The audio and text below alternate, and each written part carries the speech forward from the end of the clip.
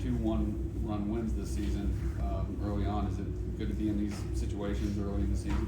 Yeah, it's great. There's no, can't be understated the benefit of playing close games and, playing in all different kinds of games. Playing the really good competition early in the season at Globe Life, and then, battling maybe the elements or whatever. And, you got teams coming in here that are, everybody's good. It's just the state of college baseball. Everybody's got a guy that's throwing mid-90s and got a hitter that can hit it out. So you just can't let your guard down for a second. So no surprise that these games weren't lopsided and they were tougher type of games. But yeah, love that we're getting experience in these types of games and having that, because we're gonna see it. We're gonna see it a lot. But just having those repetitions of going through nail biter type pressure pack situations. You sat Cam and Andrew and Tristan in the second game tonight. As much about building depth for your team as it is giving those guys a rest? Yeah, I mean, they really didn't need a rest. It was just more of like trying to rotate the lineup and give everybody, these first 2.5 weeks, trying to play with the lineups as much as we can. And not that we'll have a consistent lineup starting next weekend, but just want to give guys opportunities. So, when we do get to South Carolina series and get to conference play, we've gotten a lot of guys some opportunities to get out there and compete. Coach, I know it's a pretty hot topic right now around Clemson about the purple hoodies. I know you're doing a giveaway with them. Is there any plan in the future to maybe start selling them to monetize them? Yeah. So we're, Tim Match, who runs the licensing and kind of in charge of that category, is working on it. We actually use that logo for our camps as well. That's where it started. So we're going to actually start selling them as well, hopefully through our camps as well, not just for the campers, but have like an online camp store. But I think, the correct answer would be yes, but that would be a Tim Match question. But yeah, I think that's kind of the plan. That seems to be a popular logo. They like that Palmetto C, and it looks cool. And yeah, I understand the demand. It's a cool looking logo. So yeah, hopefully that's something that everybody has a chance to start wearing, because it does look good, and I know our guys like wearing it as well. I mentioned McClatty making his first start for Pano made his first start at short tonight. No errors in 2 games today. Gerald made a tremendous play on a bunt behind the plate.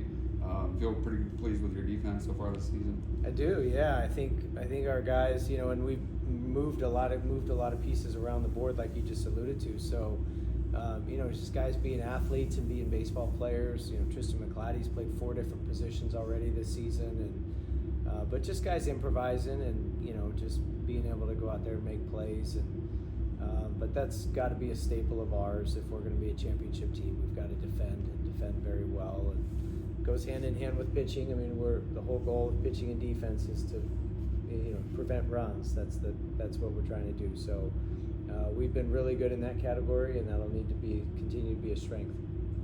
Can you talk about that your mind kind of never out of the fight? And I think both games against VCU, we were down early, came back and won both. Yeah, we're very, very comfortable playing from behind in a deficit, and again, it just goes to that mindset and how we frame stress. And it's a good thing to have adversity, and we know we're not going to get all the calls. We don't expect to, and we're not that bad that we need all the calls.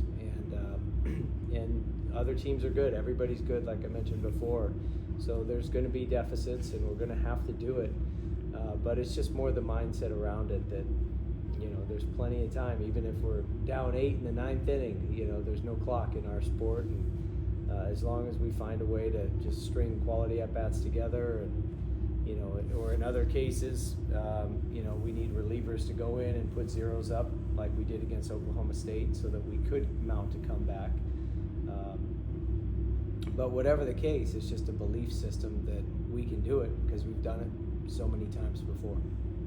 You were able to only use 2 pitchers as a second game to maybe help with on the back end for tomorrow. How's that? It's a luxury to have a full bullpen. I mean, there's a lot of guys who haven't pitched yet this weekend, and so hopefully Justin Lagernick gives us a quality start. But we know we've got some insurance with guys that that are fresh that can jump in there and help out if needed. Speaking of which, I think that was the first career save for Reed tonight. Last year it was closer by committee for most of the season until Gordon kind of took over that role.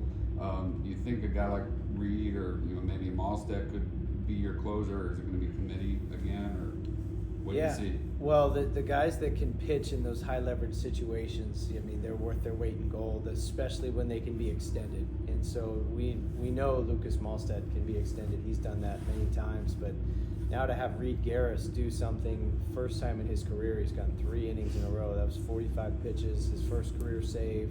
But to have him give us a little bit of length too, I mean, he's mostly been a 1-inning guy in the past, maybe 2, never 3. So to have that as well, that's certainly huge for those high leverage innings when we can extend 2 veteran pitchers who are really good in those spots. Before the weekend, Darden was projected to pitch against A&T, and then you started McGovern in that game and started Darden against VCU. What was the reasoning behind that? No reason really. I mean, we just made that switch, and just felt like that was the right move. But Darden pitched very well tonight, and he was certainly the difference in the game for us. I thought between him and Reed Garris, the pitching and the defense. It was a tight game, and difference in the game could have been 1 swing, but luckily it was McClatty's 2-run double and the pitching and the defense that held it down. But Darden, whichever game he pitched, he was going to factor in because he was really, really good today.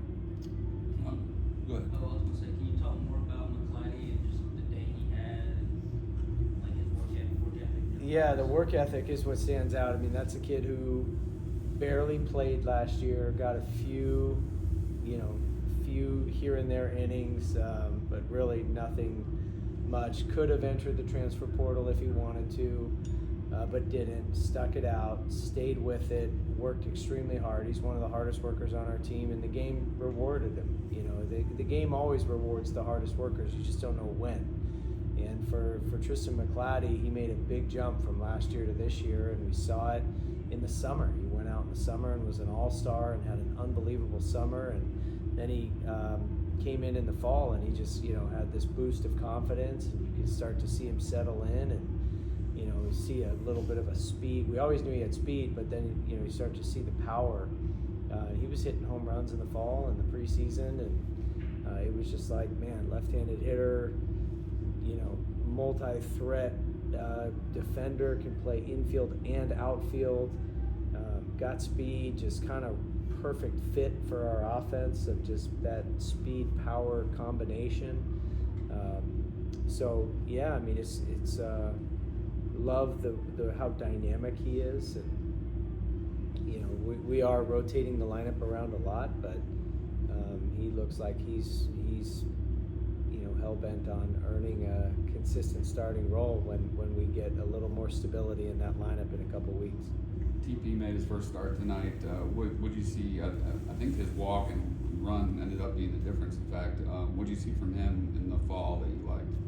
Well, it's just, this goes back to the recruiting process too with him. I mean, he's a 3-sport star in high school. How many high school kids still play 3 sports to this day? And he could have been a mid-major football quarterback recruit, got recruited to play mid-major football, was a heck of a quarterback, left-handed throwing quarterback, and really good basketball player. Just one of those freak athlete kind of kids, and then just the humility with which he carries himself, and how he was raised. So it's just, we knew this kid coming in was going to be a future star. So it's just finding opportunities to get his feet wet, get him some experience, and he's an easy guy to point to say that guy's going to be one of the dudes in the future of our program.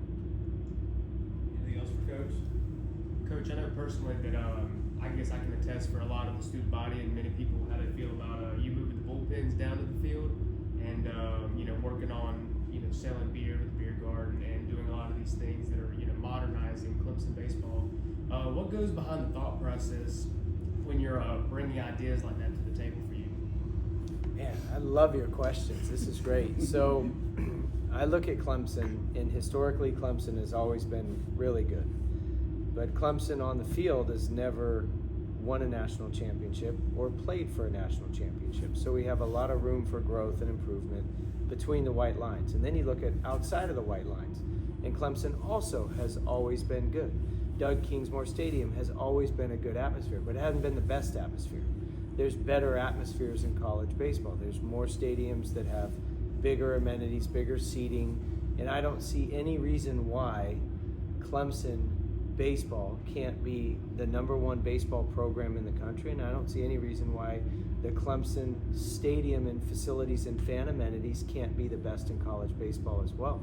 Now those two also go hand in hand, but in the meantime, we can do some things to make this more fan friendly, more fun for fans. If we're gonna, before we get the big boost of attendance by going to Omaha, winning national championships, we can, when fans are deciding, how do I want to spend my dollars, we can make it to where when they come to Doug Kingsmore Stadium, this is a fun experience. You got kids out on the field. We're bringing kids onto the field. You saw the tractor race tonight in the 5th inning. That was awesome.